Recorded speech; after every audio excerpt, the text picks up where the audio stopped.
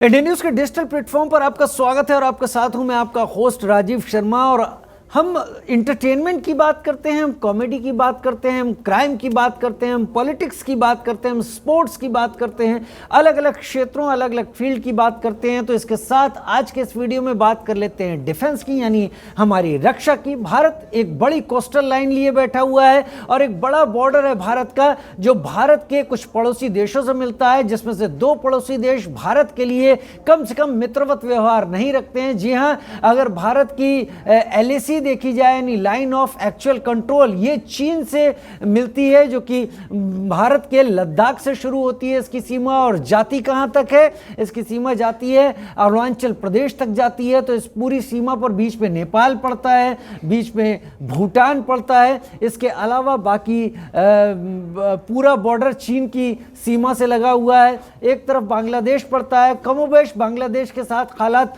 उतने ज़्यादा टफ नहीं है, लेकिन दूसरी तरफ वेस्टर्न सेक्टर जो कहें वहां पर पाकिस्तान बैठा हुआ है।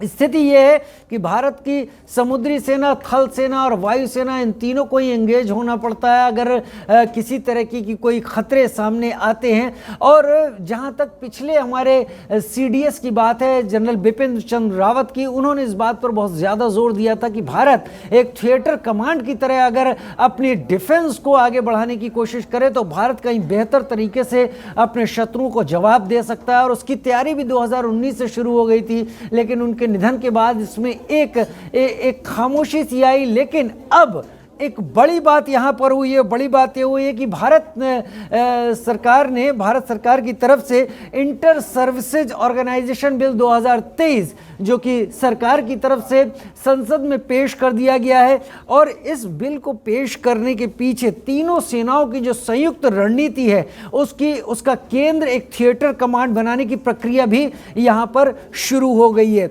कारगिल का जो युद्ध हुआ था उसमें इस बात को बहुत नज़दीकी से महसूस किया गया था कि भारत की कम से कम कारगिल के फ्रंट पर लड़ रही थल सेना और एयरफोर्स, इनके बीच में वो कमान, वो तारतम्यता, इनके बीच में एक दूसरे से मेल वो देखने को नहीं मिला था, जिसके चलते कुछ मुश्किलें भी आई थी। उसको एक अनुभव की तरह रखते हुए पूर्व general CDS general Bipin Chandra Rawat, जो अब स्वर्गवासी हैं, उन्होंने इस बारे में सोच तैयार की थी।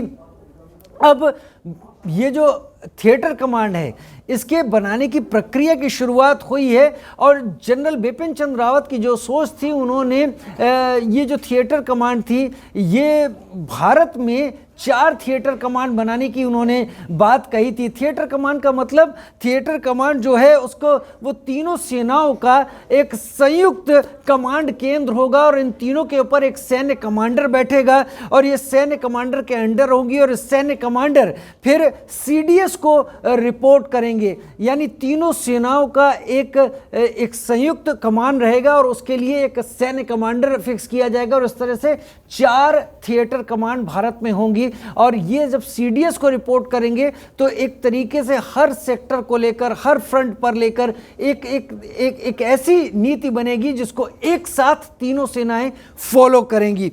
हमारे देश में अब तक जो स्थिति है, 17 कमान है, जिसमें 7 कमानें थल सेना और वायुसेना की हैं और 3 कमान यहाँ पर नेवी के पास हैं। लेकिन इसके साथ एक स्ट्रेटेजिक फोर्स की कमान भी है जो अलग चलती है। ये परमाणु यानी एटॉमिक वेपन्स की सुरक्षा और उनको लेकर इस कमान को बनाया गया है। तो भारत की ये थिएटर कमांड भारत के बढ़ते खतरों को देखते हुए कहीं ज़्यादा ज़रूरी थी। जहाँ तक चीन की बात की जाए, जो भारत के ईस्टर्न और नॉर्दर्न सेक्टर पर मौजूद है, चीन के पास 5 थिएटर कमान हैं, जिसमें एक साथ उसकी ये तीनों सेनाएं काम करती हैं। रूस की बात करें, रूस भारत का मित्रवत देश है, उसके पास 4 थिएटर कमांड हैं। लेकिन अमेरिका की बात करें तो अमेरिका के पास 11 थिएटर कमांड है अपनी सेना की, और इसमें से 6 तो बाहरी दुनिया के लिए हैं, वो अपने खतरों के लिए नहीं रखता, 5 ही वो अपने लिए रखता है, 6 तो पूरे विश्व के लिए उसने थिएटर कमांड बना के रखी हुई हैं।